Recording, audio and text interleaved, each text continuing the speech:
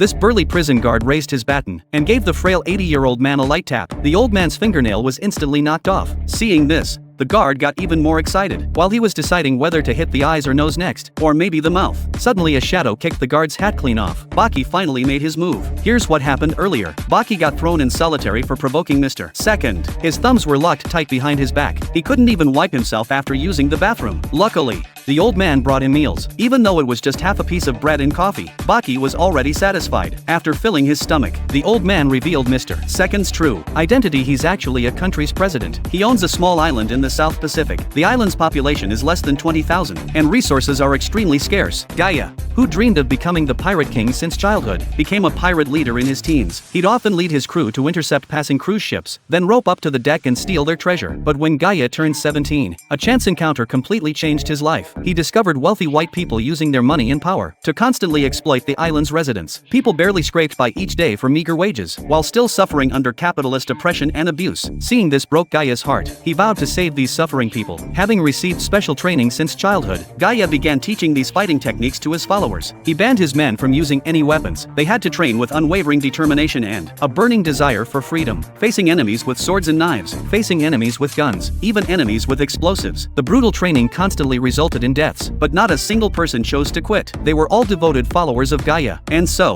a barehanded super army was formed. When Gaia saw the time was right, he led his men to declare independence to the people. But soon news of Gaia's actions reached the ears of the Eagle Nation's president. At first, the president thought it was just another ordinary civilian uprising. Just send a few fighter jets to intimidate them. If that doesn't work, just drop a nuke and destroy the island. The president got more excited as he talked. But just then, a pair of large hands pressed on his shoulders. The man told the president to calm down first. As Gaia's subordinates, they now each have the ability to hijack planes or take control of nuclear power plants. Then the man performed a handstand. He wanted the president to watch this live video before deciding. In the footage, Gaia was with the president's family, and Gaia was even telling jokes with the president's children. After watching this video, the president was too shocked to speak, because Gaia had single-handedly taken down all the bodyguards. The president had no choice but to agree to Gaia's independence. But Baki couldn't understand why Gaia, now a president, would still come to this crappy prison. Gaia's goal was the same as Baki's, to challenge the strongest man here. Oliva, this is the age of hand-to-hand combat. A thoroughly trained body is the most lethal weapon. It won't even trigger security alarms. You can even take on the entire world barehanded. After hearing the old man's words,